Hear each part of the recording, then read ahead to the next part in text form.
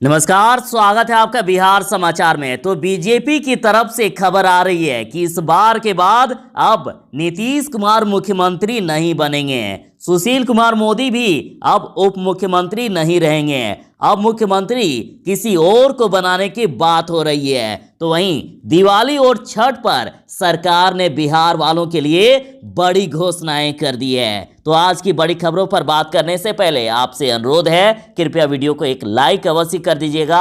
आपका लाइक करना ही हमारी मेहनत का फल होता है। राजनाथ सिंह की मौजूदगी में मुख्यमंत्री और उप मुख्यमंत्री के नामों पर लगेगी मुहर। चलिए आपको पूरी खबर बताता हूं। रविवार 15 नवंबर को पटना में एनडीए विधानमंडल दल की बैठक होगी, जिसमें से मुख्यमंत्री और उप मुख्यमंत्री के नामों पर मुहर लगेगी। सूत्रों के मुताबिक इस बैठक में रक्षा मंत्री राजनाथ सिंह भी मौजूद रहेंगे।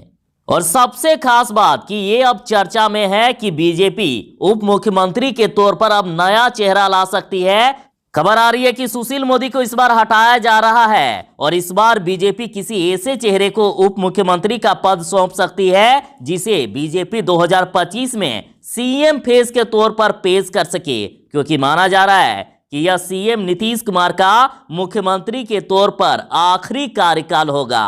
तो हिंदुस्तान की इस खबर में पूरी तरह से खलबली मचा के रख दी है कि नीतीश कुमार का ये आखिरी कार्यकाल होगा। अगली बार जब चुनाव जीता जाएगा तब मुख्यमंत्री का चेहरा बदल जाएगा। उप मुख्यमंत्री इस बार जिसे चुना जाएगा अगली बार वो मुख्यमंत्री हो सकते हैं। इस प्रकार की खबर हिंदुस्तान के द्वारा आ रही है। आरजेडी के खिलाफ हमलावर हुए जदयू और कहा तेजस्वी संपत्ति की हेराफेरी को जा रहे हैं धन्यवाद यात्रा पर। जदयू नेता नीरज कुमार ने पूछा है कि किस बात के लिए तेजस्वी यादव धन्यवाद यात्रा पर जा रहे हैं। आरोप लगाया है कि हर चुनाव में राजद में संपत्ति और जमीन लिखवाने की परंपरा है और पूछा है क्या तेजस्वी फिर से जमीन लिखवाने के लिए जा रहे हैं और दाखिल यात्रा खारिज करने की तैयारी है क्या। अगर ऐसा करने जा रहे हैं तो सचेत रहें। नीरज कुमार ने कहा है कि तेजस्वी यादव संवैधानिक संस्थाओं का सम्मान नहीं करते हैं, न वे सुप्रीम कोर्ट का आदेश मानते हैं और चुनाव के समय दाखिल हलफनामे में दोनों भाइयों ने अपनी 4 संपत्ति छुपाई है। देह व्यापार के आरोपी को अपना पीए रखे हुए है। ऐसे नेताओं से बिहार की जनता क्या उम्मीद रखेगी। उन्होंने पूछा है कि तेजस्वी के मां पिता के शासनकाल में राज्य में 118 नरसंहार हुए, क्या तेजस्वी इनमें मरने वालों के परिजनों से मिलेंगे, उनसे माफी मांगेंगे। बीजेपी का आरजेडी पर निशाना और कहा जाति की राजनीति से ऊपर उठ चुका है बिहार। प्रदेश भाजपा अध्यक्ष सांसद डॉक्टर संजय जायसवाल ने कहा है कि बिहार चुनाव परिणाम ने एक बार फिर से साबित कर दिया है कि जात पात की राजनीति के दिन अब लद चुके हैं और कहा कि वास्तव में हमारी सबसे बड़ी जीत यही है। अफवाह, झूठ और फरेब की राजनीति करने वालों ने कम कोशिश नहीं की, लेकिन बिहार की जनता डिगी नहीं और किसी तरह के परपंच में नहीं पड़ी और प्रधानमंत्री मोदी व मुख्यमंत्री नीतीश कुमार में फिर से विश्वास जताया। उन्होंने कहा कि जो लोग कभी विकास को एजेंडा मानने से खुलेआम इंकार करते हुए ये कहते थे कि विकास से कभी वोट नहीं मिलता, उन्हें भी इस चुनाव में विकास की बात करने पर मजबूर होना पड़ा। आरजेडी ने शुरू की हार की समीक्षा और शिवानंद बोले कि कई बातों के लिए याद रखा जाएगा ये चुनाव। इस चुनाव में पार्टी 144 सीटों पर चुनाव लड़ी थी, जिसमें से पार्टी को 75 सीटों पर जीत हासिल हुई, जबकि 69 सीटों पर हार का सामना करना पड़ा। शिवानंद तिवारी ने कहा कि 3 महीने पहले लोग ये मानकर चल रहे थे कि तेजस्वी यादव नीतीश कुमार के नेतृत्व वाले गठबंधन के मुकाबले में खड़े भी नहीं हो पाएंगे, लेकिन जिस प्रकार से तेजस्वी ने चुनाव का अभियान चलाया उससे उनकी एक नई छवि उभर कर सामने आई है। उन्होंने कहा कि पहली बार भाजपा को नीतीश कुमार की वजह से एक मजबूत जमीन मिल गई है और कहा कि चिराग ने जदयू का नुकसान पहुंचाया। ये आंशिक सत्य है, पूरा सत्य तो ये है कि चिराग ने भाजपा के ही एजेंडे को पूरा किया है। हकीकत है कि नीतीश कुमार का वोट तो भाजपा को मिल गया, पर भाजपा का वोट नीतीश के बदले चिराग के उम्मीदवारों को मिल गया।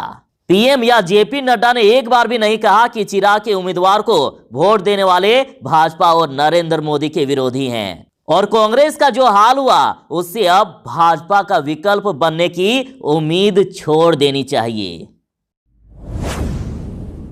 खबर आ रही है कि दिवाली छठ के बीच नीतीश सरकार का होगा गठन और नीतीश कुमार कब शपथ ग्रहण करेंगे इसकी भी खबर आ रही है।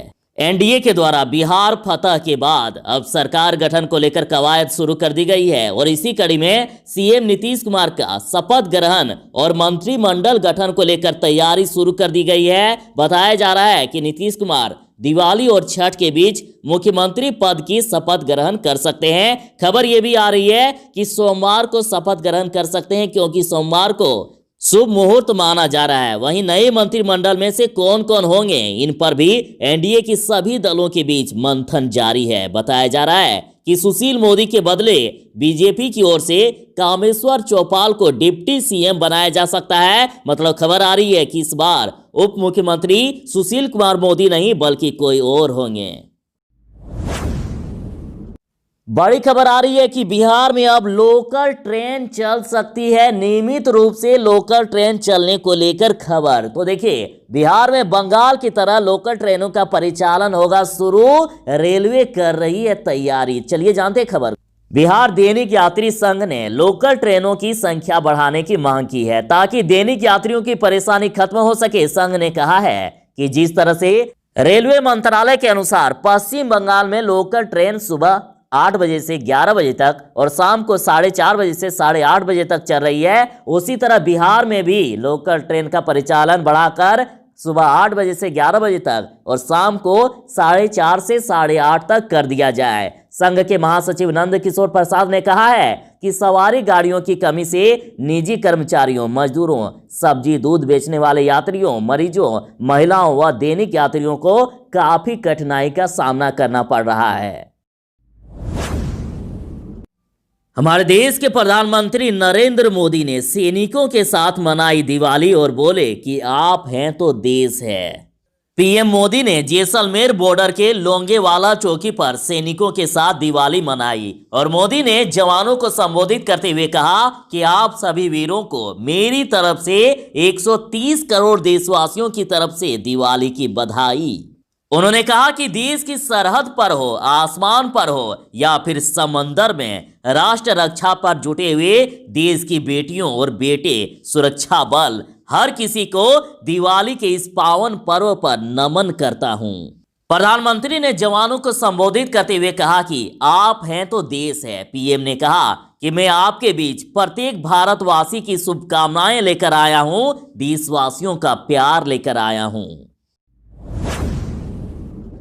यात्रीगण कृपया ध्यान दीजिएगा, दिवाली और छठ को लेकर दक्षिण पूर्व रेलवे ने 28 पूजा स्पेशल ट्रेन को हरी झंडी दे दी है। यानी जो बिहार आना चाहते हैं या बिहार से बाहर जाना चाहते हैं तो उनके लिए बड़ी खुशखबरी।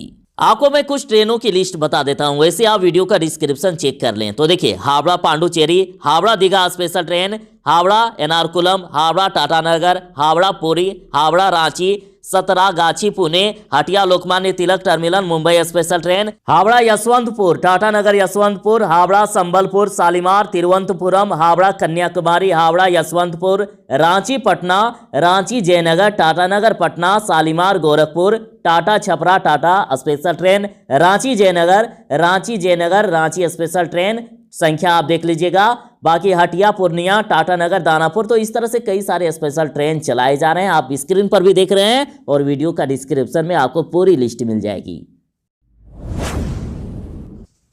बिहार में सरकार बनाने की कवायद तेज हो गई है। आरजेडी ने जनादेश के बहाने एनडीए पर तंज कसा।